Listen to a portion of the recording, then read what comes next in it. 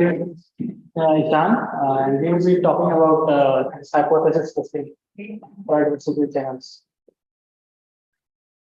Let's start, right? Yeah. Okay, so good afternoon. This is the sleepiest slot in the day, so at least I'll be awake. So this is joint work with Neha, Vikas, Mayank, and Vinod. So most people would be aware about simple hypothesis thing. So you get like n IID samples from some distribution P or Q, and based on your observations, you have to make a decision whether it is P or it is Q. So in a more general setting of this problem, each hypothesis is a set of distributions. For now, whatever. So in a more general setting of this problem, each hypothesis is a set of distributions. Assume that they are convex sets. All right, and furthermore,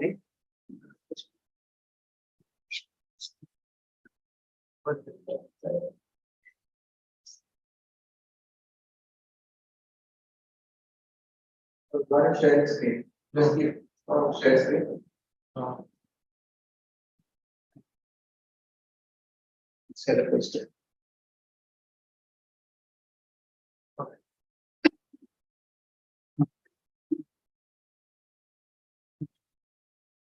Yeah, that's.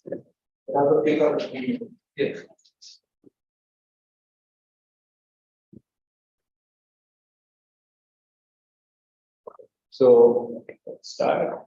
Okay, so now our hypothesis, each hypothesis is a set of distributions, not a singleton set necessarily. And furthermore, you can think that there are these two little adversaries associated with each set. So what might happen is, say hypothesis 0 was realized. Then the first sample x1 can come from some distribution, some distribution P1 chosen by this green adversary. The second can come from some distribution P2 and so on, and xn come from Pn. So P1 to Pn are all chosen by this green adversary. They're all in this set P. So now what is happening is your samples are not IID, right? They can be arbitrarily correlated.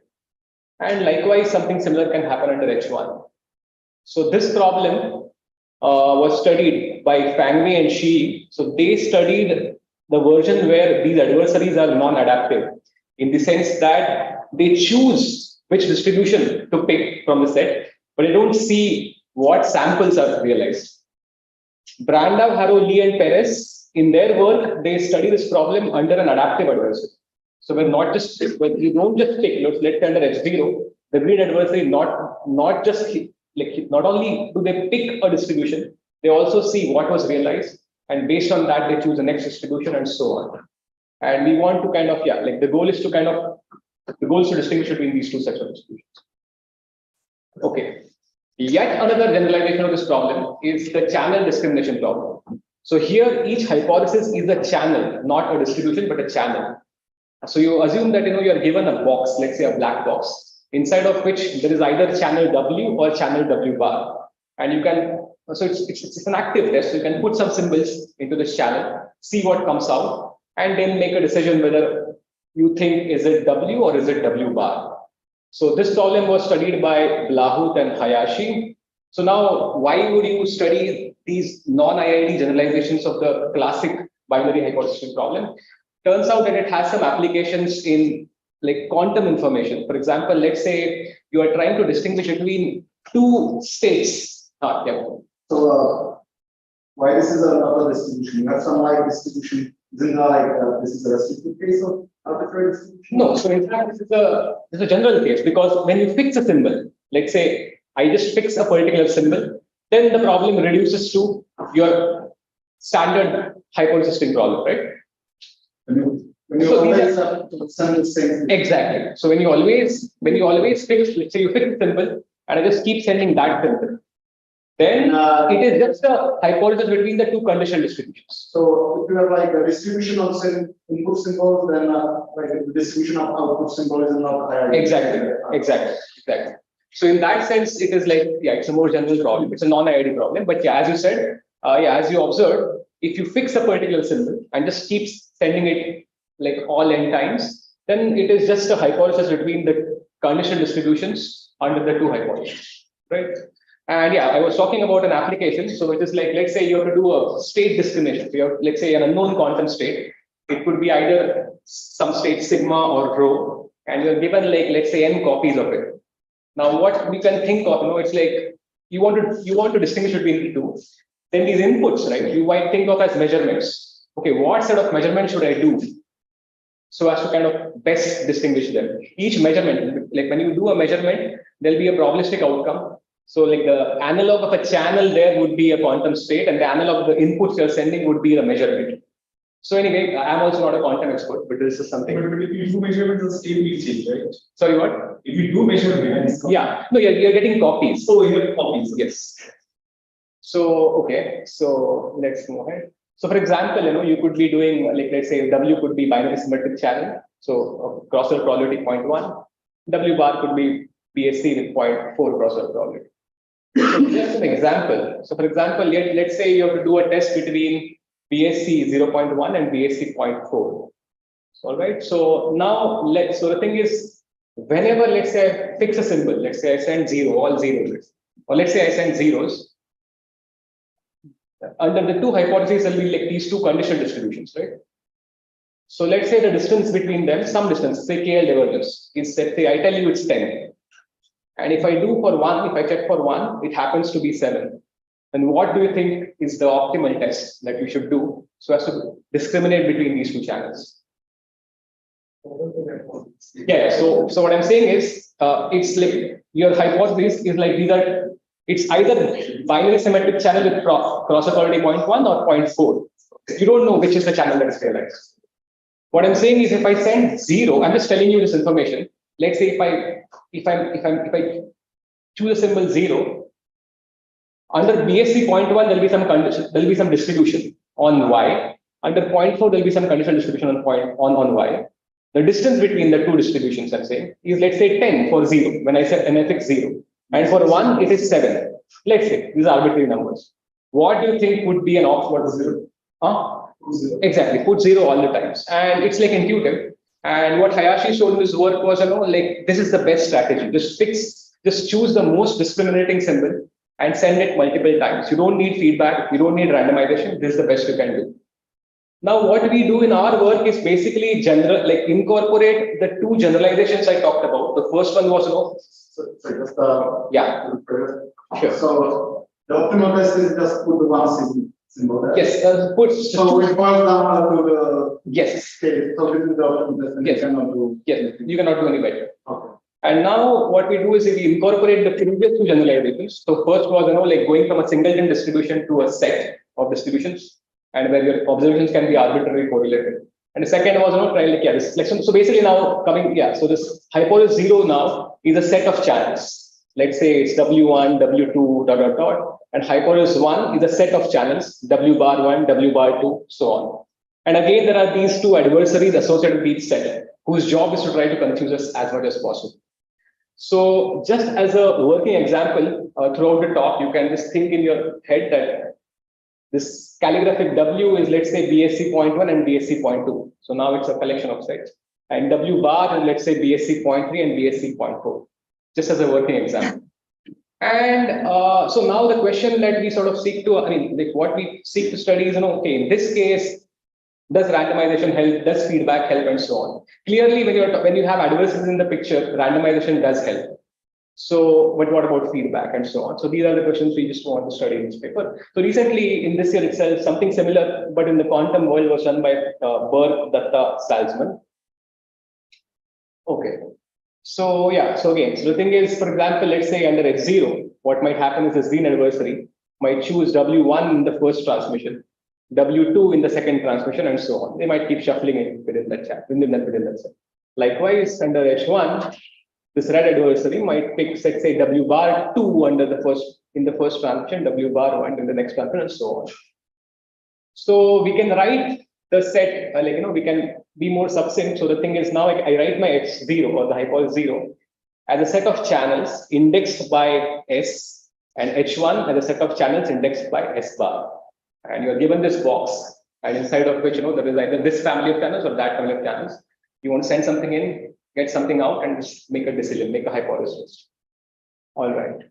So here's the problem setup. So you have this box. Now there's a transmitter. So there's an active detector. So the thing is there's a transmitter who chooses an input sequence xn to go inside this box. Under H0, the green adversary will choose an SN sequence, which can be randomized, and under H1, the red adversary will choose an S bar N sequence. And detector, based on what all information it has to make a decision whether it was calligraphic W or calligraphic W bar.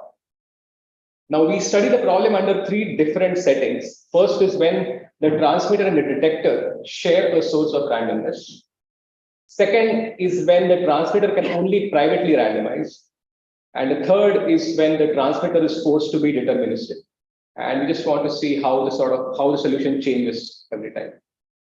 Okay, so in this talk, I'll focus on the simplest yet not so obvious case where the transmitter is forced to be deterministic. So here, here transmitter has to commit to some x1 to xn sequence. So just one more thing. Throughout the talk, I will assume that nobody has feedback. Like transmitter does not have feedback, nor does the adversary has feedback. I'll come to the feedback only at the very end. So so the transmitter has to commit to a xn sort of x1 to xn sequence. All right. And the detector, the only information the detector has is it's these yn, right? Y1 to yn. So the decision rule is a subset of this yn. And let's say an is the region where you declare H0, which is calligraphic W, and an complement is where you declare the other hypothesis. Okay, so in the title, there is this phrase, this word called Chernoff-Stein. Yeah. So the adversary, knows the sequence of transmitter or not? Adversary,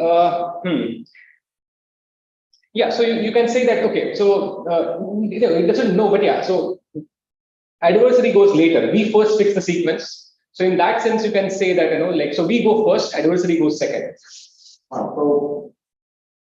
So you can, in that sense, there'll be some sort of a max min sort of a, so in that sense, you can say that adversary, In that case, otherwise, I think like private randomness for transmitter, if the adversary. I mean, if it knows sequence, then then how we, then it shouldn't help it. Yeah. Okay, so now in the title of the talk, there is this phrase called this thing called Chernoff-Stein exponent. So some of you might not be familiar with that. So I'll just try to go over it. So as I said, An is the region where you declare H0, and let Qn and Q bar n be the distributions under H0 and H1 respectively. So in the hypothesis literature, alpha n is the type 1 error or the false alarm. What's called as false alarm. So it's basically the probability that under H0, so you have Qn, you declare H1. So basically, you're an An complement under Qn. All right. And what you do in a Chernoff-Stein setting is that you want to control the probability of the false alarm. Let's say you want it to be bounded by epsilon, and then you want to see how best can I do on the other type of error. All right. So this is what you do. So you say that among all the tests, among all the decision rules, which make sure that alpha n is upper bounded by epsilon, what is the best test that will kind of reduce the type 2 error, which is Q bar n of An. Like the probability that will fall under, you will declare H0 under H1. All right. So this is the standard Chernoff-Stein setting. Now, because we have adversaries in the picture, we'll just have these soup over PSNs in the H0 world and soup over PS bar n in the H1 world. Probably intuitive. And just one more thing, okay, we are not doing a passive, so we have channels, right? So I still have something more in my hand, which is the sequence of XN symbols that I can send. So now don't be put away by all these min and so on. All it is saying is that the transmitter and the detector choose an input sequence and a decision rule, which satisfies the condition on the false alarm. And now, and then the adversary picks his or her strategy. And now what's the best you can do for the type 2 error? That's what it is saying. And its exponent is basically, again, a lot of notation. It just like your beta would go down exponentially, and all you're doing is, you're trying to see what's the best decay rate that you can get, exponential decay rate that you can get. So now for the classic simple binary hypothesis problem, distributing P and Q, let's say two distributions. This rate, there's something called Chernoff-Stein lemma, which tells you that the best exponent is the KL divergence between P and Q. So it is basically an operational interpretation of KL divergence in information theory, this Chernoff-Stein exponent.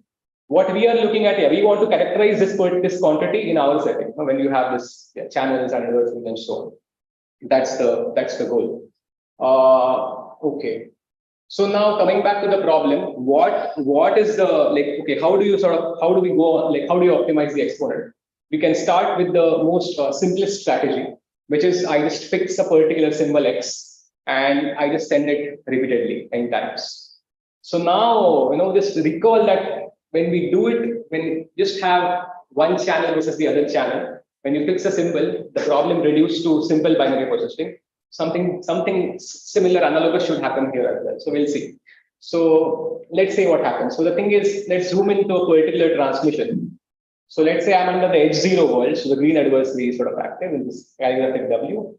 I send X. The adversary chooses some S according to PS. So clearly Y will be distributed according to this average sort of a distribution.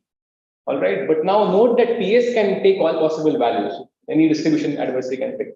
So effectively, Y will be according to a distribution from a set of distributions.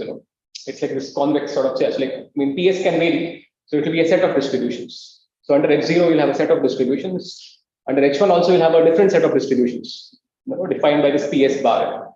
So effectively, once you fix a symbol X and send it n times, you reduce the problem to the adversarial hypothesis problem, which are defined some slides back. You have these two sets, and you get some arbitrarily correlated samples and so on. So that is what happens. So these are the two sets of distributions. And now, so now effectively, we want to see, okay, how do you characterize this problem? One can appeal to intuition that, if you're trying to distinguish between two sets of distributions, the hardness of this problem should basically depend on how close they are. And so how close they are. And because we are talking about Chernoff-Stein exponents, the right notion of closeness turns out to be KL divergence. But that's aside. So Brandao-Haroli-Perez showed exactly this, that if you have this hypothesizing problem between two sets of distributions under an adversarial setting, then this problem is exactly as hard as distinguishing between the closest pair. So the simple hypothesis between the closest pair, it's exactly as hard as distinguishing between these two sets of distributions. So we can then straight away invoke the result. And as I said, for the simple hypothesizing problem, the exponent turns out to be the KL divergence between the two distributions. So we straight away get and achieve, we get that, okay, we can also achieve, if I fix this particular symbol, I can achieve this quantity. I can achieve this quantity. I can further choose the best symbol. I can optimize over the symbol. So now again, maybe this little bit dense notation, but the idea is simple. I guess the essence of this slide is that this reduction to Brandao-Haroli-Perez result, that if I fix a particular symbol 10 times, it reduces the problem to this setting. And here they have studied this problem and said, okay, this problem is no harder. In fact, it's exactly as hard as the closest pair, trying to distribute in the closest pair. Okay, so that's the achievability, but what about the converse? So it turns out, so for a converse, generally, we can sort of construct an attack. We just sort of construct some adversarial distributions. And in fact, turns out that it suffices to construct a memoryless strategy. So PSN and PS bar are like product distributions. And that helps to basically split up this quantity, so you are looking at the joint distribution on Yn under H0 and the joint distribution on Yn under H1. And when your adversary strategy is like product distributions, it can nicely split up into a summation of these single letter expressions. So generally, any converse result in information theory will involve some multi-letter expression of this form being split up into a sum of single letter expression, and then each single letter expression is basically can be conveniently upper bounded. So it turns out everything works out nicely, and we get a matching converse via memoryless, memoryless adversary. The next step is just a data processing inequality. I won't go much into that. Okay, so that brings us to a result, which is that this is the exponent that we can achieve. This is the exponent, achievability and converse, like or upper bound and lower bound. And the way to read it is this, you fix the best symbol, send it n times. When you do that, it induces two sets of distributions under H0 and H1. The adversary will then pick the closest pair, and that sort of then you get out this conflict. That's how you kind of get this conflict. Okay, so that is that. And clearly from the expression of the exponent, it is clear that exponent is greater than 0 if and only if for some x, these two sets do not intersect. If they intersect for all sets, there is nothing to be had. Okay, so this is the second row, the deterministic transmitter. We'll try to just fill up all these. So then coming to the shared randomness case. So this is when the transmitter and the detector share a source of randomness. And now what you can do is, the transmitter can use some of that shared randomness to choose its extend sequence. And so now what happens is that the detector basically is now aware of what was sent into this box. So its decision rule is now a function of xn cross yn. Let's say again, an is where you declare 0. So clearly you have more information now. So you would expect the exponent to go up, and this is what happens. The adversary is unaware of the shared randomness. Yes, that is crucial. So adversary is unaware of the shared randomness. So and it turns out that just exactly similar set of arguments goes through, and here you get an optimal exponent which looks like this. So here the optimal strategy turns out to be IID from some optimal distribution Px star. So the way to read it, what the transmitter will do in the best case is, choose some optimal Px star, send IID samples from that. That will induce two sets of distributions under H0 and H1, and then the adversary will pick the closest pair and so on. That's the whole thing. But the key thing is that the same techniques go through. So that fills the first row as well. That was these two are related in some sense. But these arguments sort of break, when you can only privately randomize. So just Sorry, can you just last slide what's the difference between deterministic? So the only thing is in deterministic you had max over x, max over symbols. In shared you had over the px, but IID strategy is optimal. So now coming to the private randomness case. So here again you have this box, you have the transmitter, the detector. And I can only privately randomize. So again, the detector only knows yn; it does not know xn. So that's the problem. So I'll first show you that an IID strategy. I'll show an example where the IID strategy fails. So let's just see this example. So So you have this H0 is like a binary erasure channel with, let's say, probability P. And H1 looks weird, but it's simple. These are also essentially binary erasure channels, but with a small modification. So here in this channel, there's a small crossover probability from 0 to 1. So erasure plus some small crossover, but only from 0 to 1. And here erasure plus some small crossover probability from 1 to 0. So this is like a constructed or concocted example where you make the IID strategy to fail. And how does it fail? So one can easily work out that no matter what distribution you put on these symbols, adversary can always choose a corresponding distribution such that the two hypotheses become indistinguishable, in the sense that you induce the same distribution on the output under both the worlds. For example, let us say the transmitter chose this symbol with probability 1/3 and this with 2/3, and the adversary can choose this with 2/3 and this with 1/3, and the distribution induced on the output will be exactly the same. So you can't do, you won't get an exponent. So that's the thing. But here it turns out that just a little bit of memory helps. So now we are working with block length of size 2, and we have some correlation induced now. So the thing is, let's say if I send 0, 0 with probability half and 1, 1 with probability half. So so the thing is, so that's what I'm doing. And but I never send 0, 1 or 1, 0. So now what happens under the H0 world? So effectively, under H0, when I send 0, 0 or 1, 1, I might either get some 0E thing or some 1E sequence, but never like 0 and 1 together. But inevitably under H1, you will get, like the channels are such that you will get with some probability, you might get 0 and 1 in a block. You repeat it 10 times, you repeat it multiple times, and you will be able to extract some exponent out of it. So basically, like what was indistinguishable in the IID setting becomes distinguishable when you introduce a little bit of memory. So now that we know that memory helps in general. So memory was two zeros itself. So it will correlate, basically, yeah, not IID. That by memory, I mean like some correlate. You can make it, take this game further, and more information. Yes, so that's what we try to do. So in fact, we don't, so for here, for this case, we don't have an exact characterization. We just have some achievable scheme. So what we do is, so basically we construct a code book.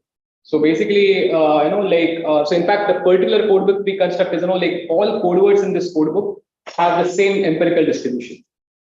All right. And I randomly pick something and send into this box. And now what the detector does is, it observes some YN sequence. And now it tries to find all the pairs X tilde N and S tilde N that are jointly typical or consistent with the received sequence YN. And now it will kind of slot them into two buckets. If this S tilde N sequence was in Sn, it will put them into this bucket. If S tilde N was in this S bar N bucket, it will put them into this other bucket. So now what would have been nice if one of the bucket was empty? So then I would have some confidence in saying, okay, I am pretty sure that this is the channel set that was realized. Now, turns out that if the two, the calligraphic W and calligraphic W bar satisfy a certain technical condition, which I'll get into the next slide, you can do some further checks to make one of the buckets empty. And these ideas are mainly taken from the group, like the works of these two groups, Chizar and Narayan, and Chaudhary, Sangwan, Takshi, and Prabhakar. Okay. So now, what is the technical condition? It is something called trans-symmetrizabilty in the information theory literature. So I also get confused a little bit, but it's kind of little intuitive. So yeah. So again, what was the thing? We will fail if. So the thing is, we are making a decision only based on the outputs. So if the same distribution is induced on the output, we will fail. Now, when can we fail? So the thing is, let's say under H0, the transmitter, like let's say I picked X bar. Now, let's say the adversary picked some X, any X, let's say, and it processed it through some sort of system like PS given X, and it generated some S.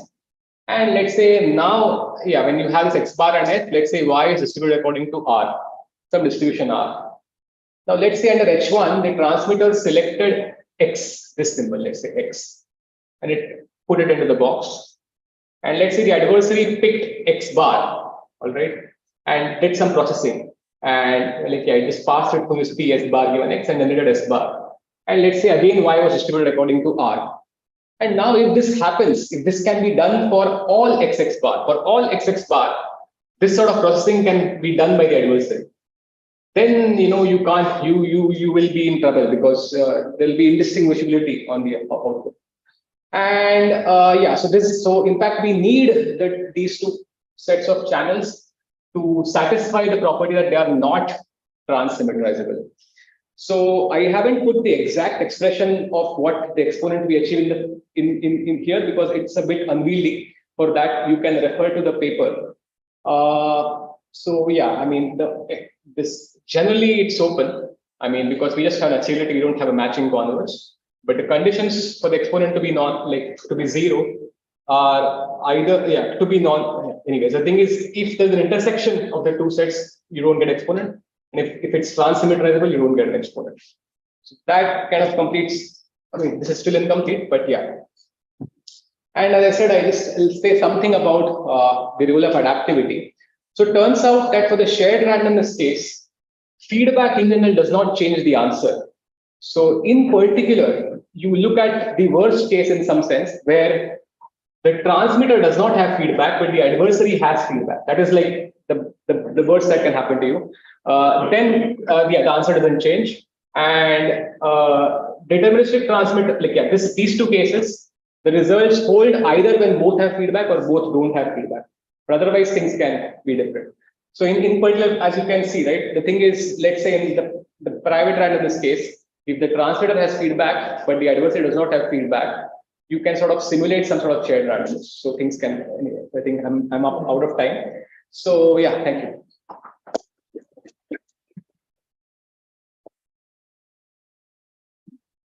So any questions?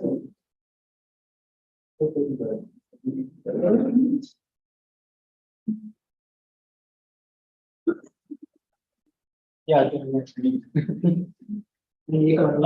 to Radhika.